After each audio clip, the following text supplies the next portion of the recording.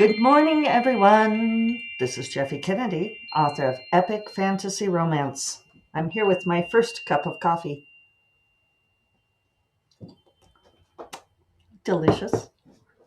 Today is Monday, December 11th.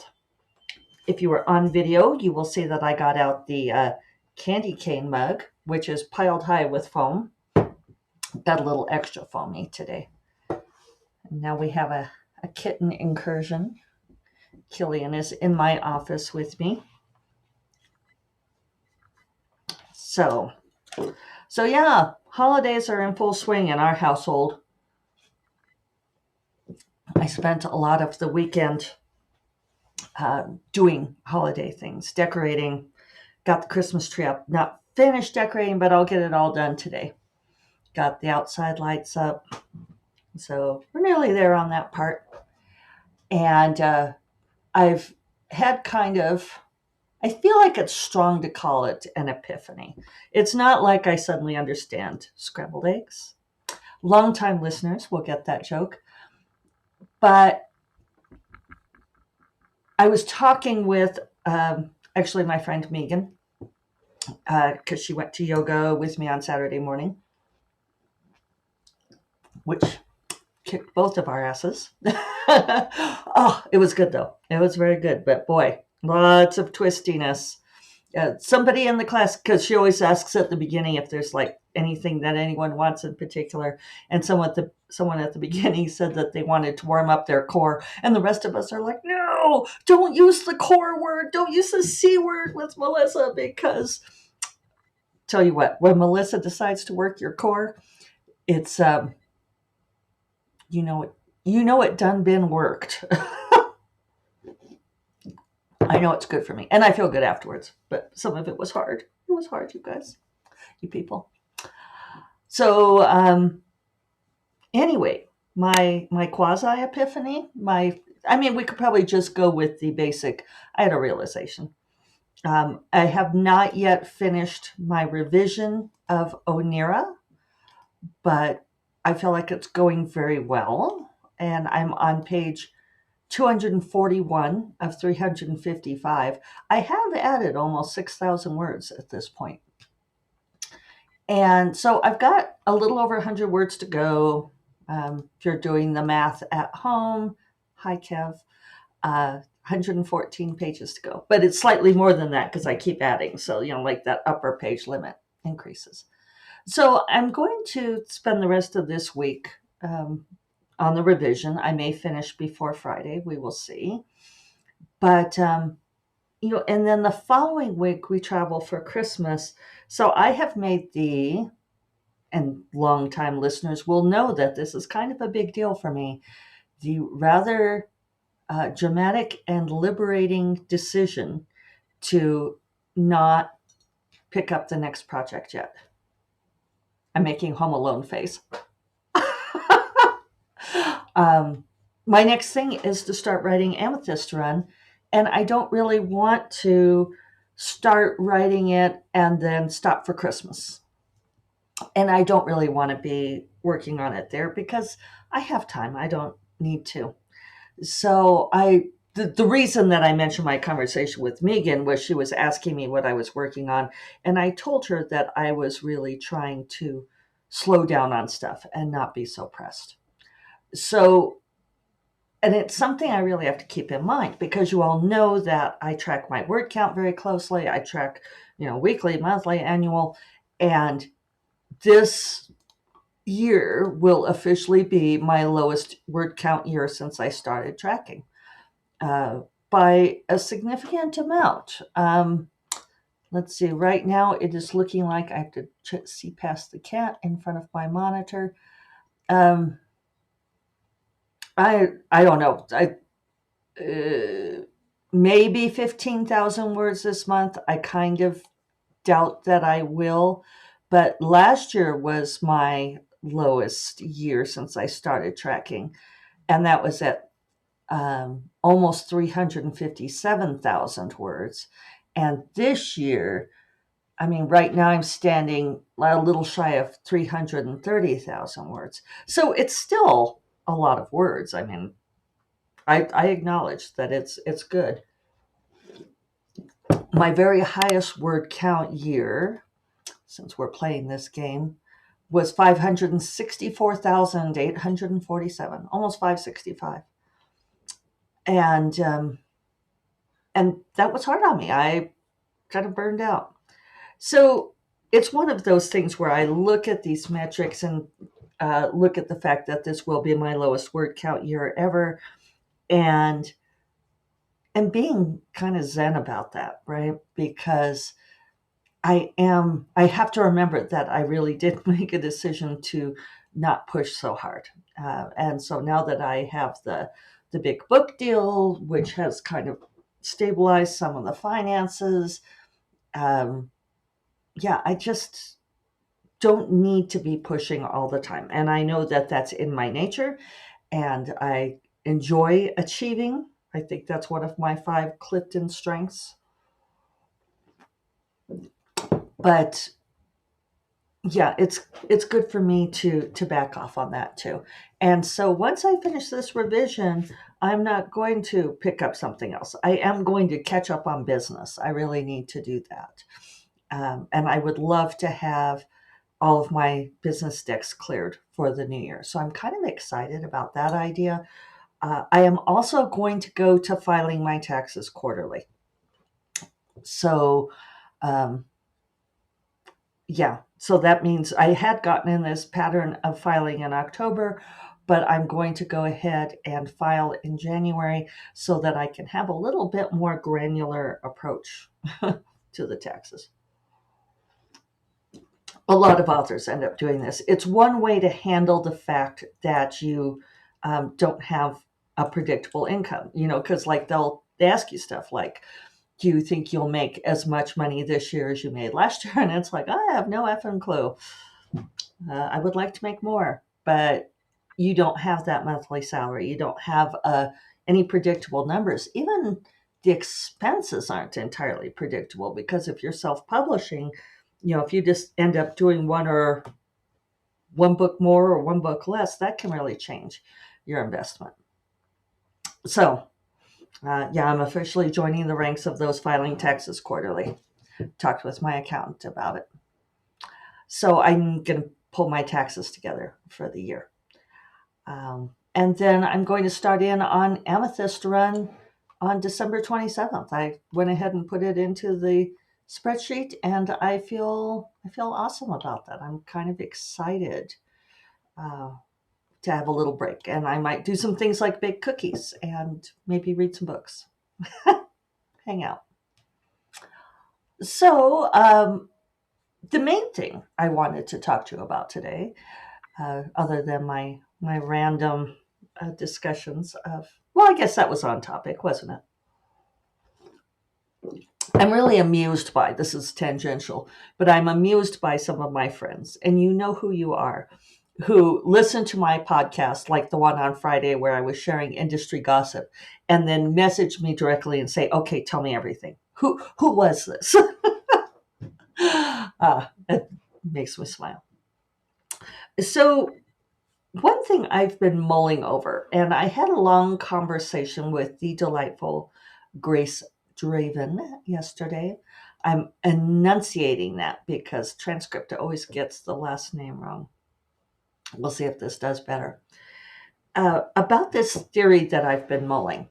And the thing about this theory is that I don't know how we would test it. I think it's really difficult to figure out. But let me not put the cart before the horse. One thing that authors look at all the time is series sell-through. And there's been a discussion on the Faro Discord about series sell-through, which I kind of dipped in and out of, and I've considered weighing in on, but I haven't. So there's some things that people notice about series. If you want to make a decent living, especially as a self-published author, you really do want the series, because that is where you make a more dependable income. And there's a lot of debate right now about whether or not traditional publishing wants series. And I can tell you all that my editor at Tor for Onira, um, and I have a 2-book deal, right? My lucrative multi-book contract.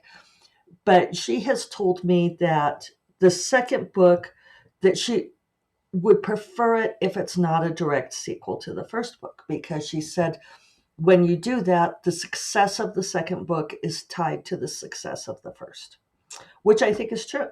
And she said she would be willing to listen to the pitch if I wanted to do a direct sequel, but I don't necessarily. And I have an idea for what else I would do that would be in that world and intertwined in some ways, but without being a direct sequel. In the indie publishing world, people really, really shoot for those direct sequels to the point of having major cliffhangers at the end of a book so that readers will go straight into the next book because that increases their sales. And if you have a series, a longer series, this allows you to put all of your marketing on the first book, because you market that first book, and then once people start that book, then you count on that book taking you through to the other books in the series. Now, one metric that is super reliable, unless you're using those cliffhangers, which readers hate but also respond to well, so it's a funny thing. And I'm talking like, the whole point of cliffhanger, and I feel like I've talked about this before, but that a lot of readers don't understand what they mean when they say cliffhanger. The term comes from, like the melodramas where someone was literally hanging on a cliff where the story ended. And it's that kind of cliffhanger. It's not, oh, there's some storylines unresolved. It's, like somebody dies that can't possibly die, like the hero dies. I think it's interesting. This is a little bit tangential, but I watched the movie, spoiler alert, which I really loved. I thought it was great, made me cry. Originally, the title was, and it's from a book called Spoiler Alert, The Hero Dies. And for the movie, they took out the hero dies. And it's about a couple where one of them ends up dying. And I thought it was funny that it's like, for the movie, they actually didn't want to have that part in there. So it's just called Spoiler Alert. So at any rate, like a major cliffhanger like that, where, like I could think of one book where they did that, where you think they're going to triumph and then the hero dies at the end, and he can't really be dead. So, it's like you go plunging on. I read one by an author who teaches doing, she's like, do the cliffiest of cliffhangers. And she would like end the book in the middle of a fight scene. And that's the end of the book. You have to go on to the next book to even find out how the fight scene ends. If you're not doing cliffhangers, and we could have a long debate about the pros and cons of those. I've been accused of having cliffhangers, but again, I don't think mine actually count as cliffhangers. They are sometimes open-ended. The end of Shadow Wizard is the closest I have to having a cliffhanger ending. Mostly because something happens that can't possibly stick because of the romance. So otherwise, I keep teasing this, the very reliable metric is, and I've talked about this many times, is that from book 1 to book 2, you're going to get a 50% drop off. It's just a thing. And I'm sure that traditional publishing knows this too, which is probably why they, talk in terms of not wanting the success of book 2 tied to the success of book 1. Because you're just going to get that 50% drop off. You're just going to get about half the readers are going to read that first book and not read the second one. They move on with their lives. They're not particularly captured. It's consistent. It's a very consistent number. Now, if you're doing things correctly, your drop off from book 2 to 3, and from there on, is negligible. You shouldn't have too much of a change between those, because once readers are committed to the series, then they will keep reading the whole thing. So that's one way to look at series sell-through. That's what, especially indies look at that. Traditionally published authors, it's a little bit harder because you don't have the real-time numbers.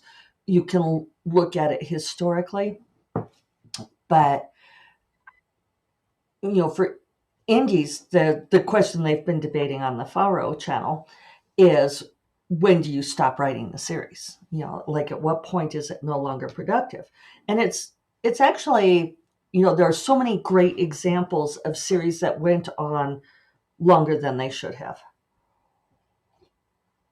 And really, the ultimate measure of that is when the author is sick of writing it. If the author is sick of writing the series, then you should not keep going. And there are some wonderful examples of authors who were paid a whole lot of money to keep going when they didn't want to, and it showed in the books. The question I am mulling is I have friends who have certain books that underperformed.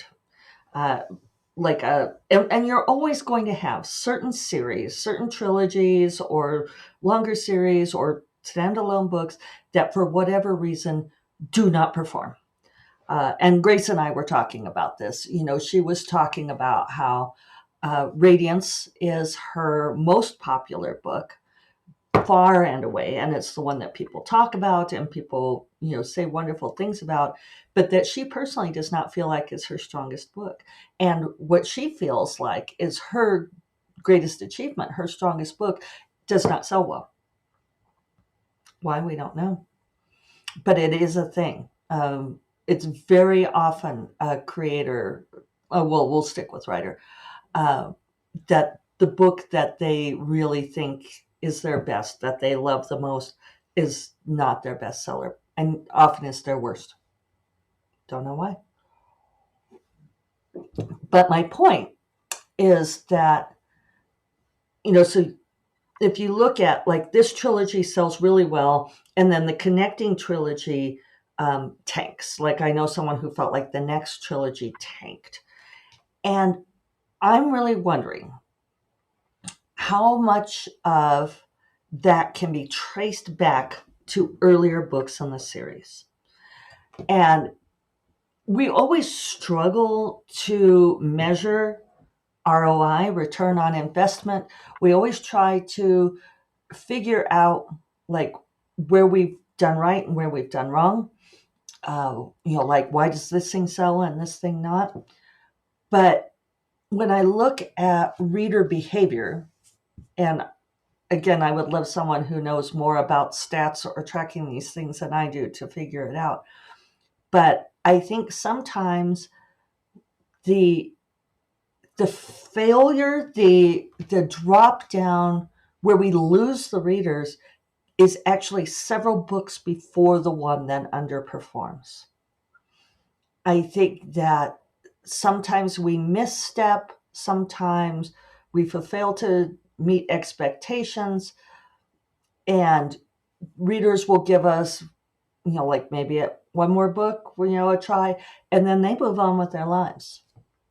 And that may not manifest until, like 2 or 3 books down the line, right? They get disappointed, let's say, by book 2, and they go ahead and finish the trilogy because they want to find out what happens in the overall arc. But then if book 3 doesn't wow them, they're like, I'm done, and they don't pick up the next series. I think this happens, and I don't know how we track that, and I don't know what we do about it, but that's the thing that I've been mulling. So you author types out there who follow these things in your metrics, I would love to know what you think. I'm sure that we could do it by looking at our long-term numbers and see if there are trends. There's so many factors, there's so many variables, so it's really difficult to control for this. But I might make that one of my projects for my time off. is seeing if I can look at some of my long-term metrics that way. All right. On that note, I'm going to get busy revising. I hope that you all have a fabulous week, and I will talk to you all on Friday. You all take care. Bye-bye.